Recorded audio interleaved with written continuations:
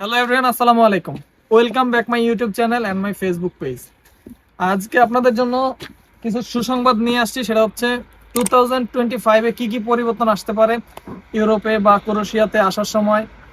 Work পারমিটে, salary, তারপরে কি কি ফ্যাসিলিটি পাইতেছেন নতুন, এসব জিনিসগুলো নিয়ে আজকে কথা বলবো। তো যারা আমার চ্যানেলটা এখনো সাবস্ক্রাইব করেন, অবশ্যই সাবস্ক্রাইব করেন, বিকজ আপনারা সাবস্ক্রাইব করলে আমার ভালো লাগে যে আমি আরো ভিডিও করাতে উৎসাহ পাই।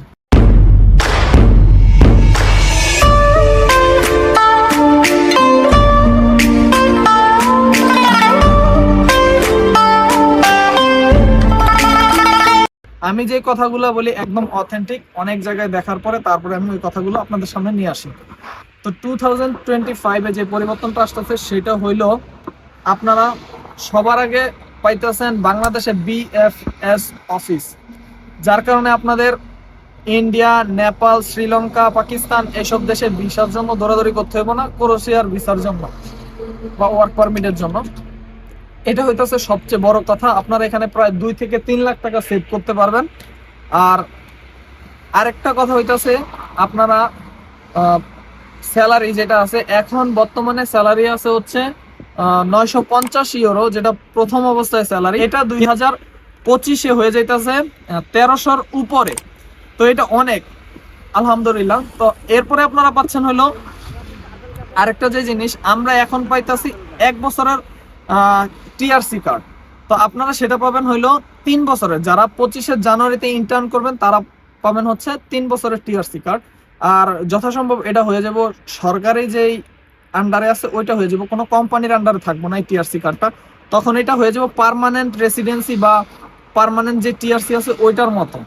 তো এই ফ্যাসিলিটিগুলো আপনারা পাবেন 2025-এ। তারপরে আপনারা অনেক কোম্পানি দিয়ে থাকে হলো খাবার দিয়ে থাকে, তারপরে হইতাছে রুম দেয়, এগুলো প্রোভাইড করে। এইটা আপনারা যখন ওয়ার্ক পারমিট চলে আসবো তখন আপনারা ওই পেপারস গুলোতে যখন দেখবেন তখন বুঝতে পারবেন যে আপনাদের খাবার প্রোভাইড করব কিনা, তারপরে হইতাছে রুম দিব কিনা, এগুলো তখন আপনারা ওই ইয়াতে দেখতে পারবেন, ওয়ার্ক পারমিটের যেই পেপারস গুলো আছে। আর ওয়ার্ক পারমিট আসার সাথে সাথে অবশ্যই পেপারস গুলো খুব ভালো করে চেক করবেন যে আপনার এখানে কি কি লেখা আছে। আপনি যদি ওইভাবে পড়তে না পারেন তাহলে গুগল ট্রান্সলেটরের সাহায্য নেবেন। ওইটাও যদি না হয় আশেপাশে কেউ থাকলে এডুকেটেড পারসন, তাদের সাহায্য নেবেন।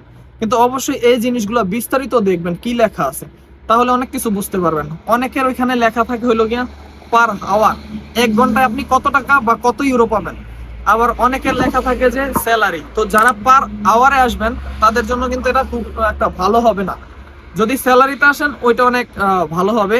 পার আওয়ার যেটা, ওইটা অনেক কোম্পানি আছে 4 টাকা দেয়, 5 টাকা দেয়, 6 টাকা দেয়, এরকম দেয়। তো যদি স্যালারি দিয়ে থাকে তাহলে ওটা আপনাদের জন্য বেস্ট। তো যার কারণে এই জিনিসগুলো আপনারা ভালোভাবে খেয়াল করবেন। আর যারা আমার ভিডিওটা দেখতেছেন, আপনাদের জন্য আরো ভিডিও আসতেছে, আপনারা কিভাবে ইউরোপে আসবেন, তারপরে আমি কিভাবে আসলাম কাতার থেকে, এই সম্পর্কে আমি বলবো। আর যারা এখনো সাবস্ক্রাইব করেনি অবশ্যই নিচের সাবস্ক্রাইব বাটনে ক্লিক করেন এবং আমার পাশে দাঁড়ান, কমেন্ট করেন, জানান, আমি আপনাদের রিপ্লাই করার ট্রাই করবো ইনশাআল্লাহ। আসসালামু আলাইকুম।